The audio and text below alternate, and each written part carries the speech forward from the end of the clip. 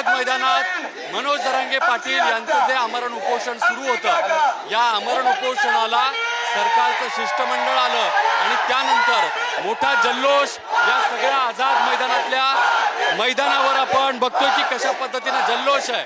पाटील पाटीलचा सगळा जयघोष. आपण हा अँबियन्स एकदा ऐकूया.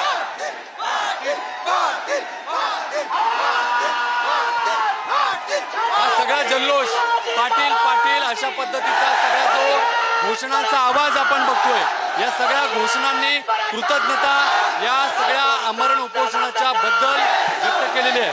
जिथपर्यंत आपण नजर मारू तिथपर्यंत अशीच गर्दी या सगळ्या आझाद मैदानात आहे. आपण या सगळ्या आंदोलक मंडळींसोबत बोलणार आहोत जे आझाद मैदानात मागच्या अनेक दिवसांपासून होते.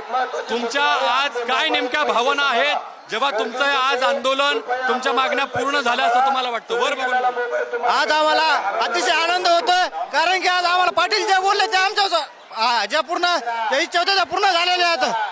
किती दिवसांपासून आला होतात आणि आज काय भावना आहेत तुमच्या जेव्हा तुमच्या या उपोषणाला यश आलं असं तुम्ही म्हणताय? 27 तारखेपासून आलेली आहे आम्ही.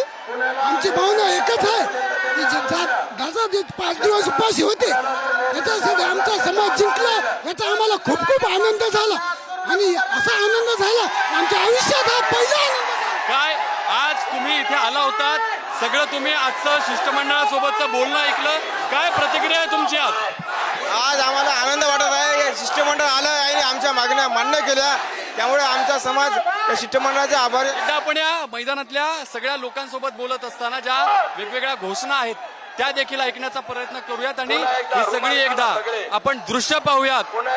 ही सगळी लोक आपल्या हातातले भगवे रुमाल असे भिरकावतायत आणि त्यांचा आनंद व्यक्त करतायत. आपण इथल्या घोषणा देखील ऐकतोय की मराठा जिंकला अशा पद्धतीच्या घोषणा आणि आपल्या या सगळ्या आझाद मैदानात हातातले सगळे भगवे रुमाल या सगळ्या आंदोलकांकडून भिरकावले जात आहेत.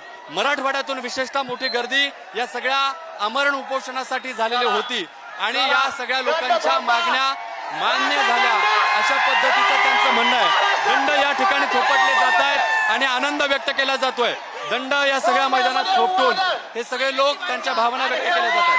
एक मुस्लिम बांधव देखील आहेत. काय तुमच्या प्रतिक्रिया आहेत, काय भावना आहेत? वर बघून मला हे वाटतं की आमचे मराठे जे बंधू आहेत यांचं काम आज झालेलं आहे आणि हे काम नसतं झालं तर तुम्हाला टमाटा 500 रुपये किलोनी भेटला असता.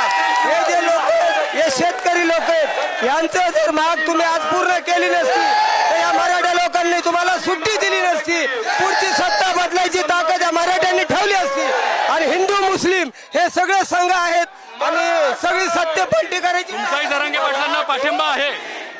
जरांगे पाटील साहेबाला आज पण आहे, पुढे राहणार आणि हमेशा राहणार. आपण बघतोय की यांचा देखील पाठिंबा आहे अशा पद्धतीची प्रतिक्रिया या सगळ्या बांधवांकडून दिली जाते. या सगळ्या मैदानातल्या आज प्रत्येकानं मनोज जरांगे पाटील यांच्याबद्दल कृतज्ञता व्यक्त केल्याचं आपल्याला बघायला मिळत आहे. व्हिडिओ जर्नलिस्ट संपत मोरे समित ज्ञानेश्वर चौतमल, पुढारी न्यूज, आझाद मैदान, मुंबई.